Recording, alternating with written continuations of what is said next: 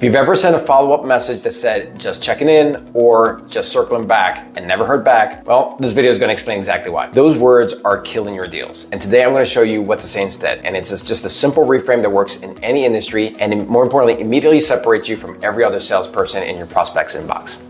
But before we get into it, if you sell for a living or if you run a business and you want strategies like this every single week, then please hit subscribe right now. This is exactly the kind of content I drop here consistently, so you don't want to miss it. All right, let's get into it. Here's what most salespeople do when a prospect goes quiet. They wait a few days, they send something like, hey John, just following up on our last conversation. Did you get a chance to think it over? Or they call and say, hi, just checking in. Wanted to see where you're at. And then nothing, radio silence. And here's why.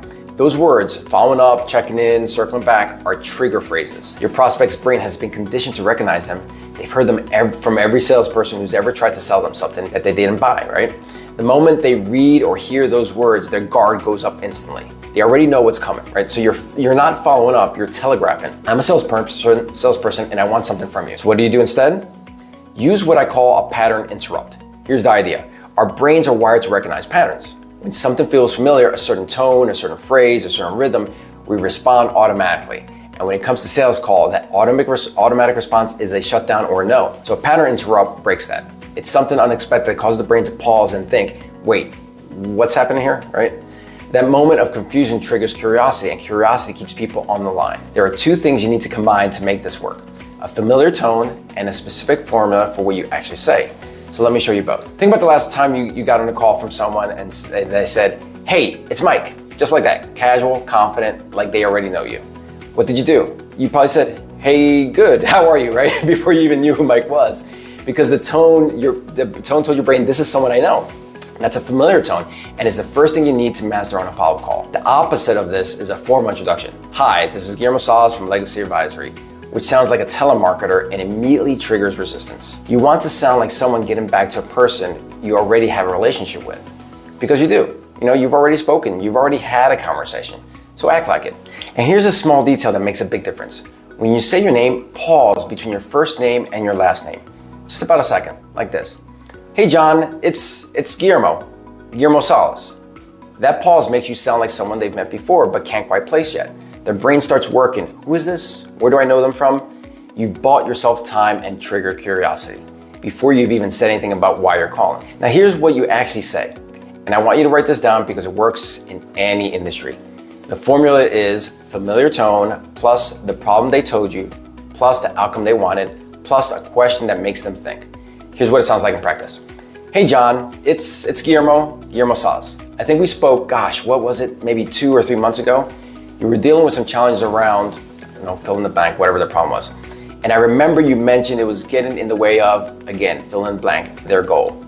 We've never connected after that last conversation. Did you guys give up on that, or what actually happened? Now the last question is a key. Did you give up on that, or what actually happened? Notice what it does. It's almost impossible to say yes to. Nobody wants to say yes, we gave up on growing, or yes, we gave up on protecting our family. So they're going to tell you what actually really happened. And now you have a real conversation. Now let's make this concrete. Say you're a financial services person and you spoke with a prospect 3 months ago about life insurance. They went quiet, so instead of just following up, you call and say, hey Maria, it's Guillermo Salas. I think we spoke a few months back. You were sharing some concerns about making sure your family would be taken care of if something ever happened to you. Now we didn't connect after that. Did you guys give up on that, or what actually happened? And that's it, no pitch, no pressure, just a natural human conversation that picks up right where you left off. Now, they're gonna respond one of a few ways. They might say, well, we went with someone else, that's fine. You say, okay. When you say you went with another way, did you feel like they fully solved the problem, or is that still something you're working through? You're not pushing, you're just asking. They might say, it's just not the right time.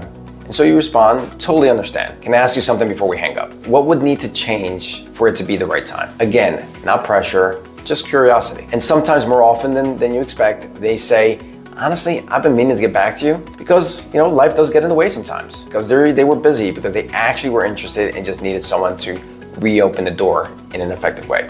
So your follow-up call does that. Not by chasing, by reconnecting as an advisor, not a salesperson. So let's recap. Stop saying just following up, just checking in, just circling back. Those words signal salesperson. They trigger resistance before you've ever said anything of value. So instead, use a pattern interrupt. Familiar tone, verbal pause between your first and last name, repeat the problem they told you, remind them of the outcome they wanted, and ask, did you give up on that or what actually happened?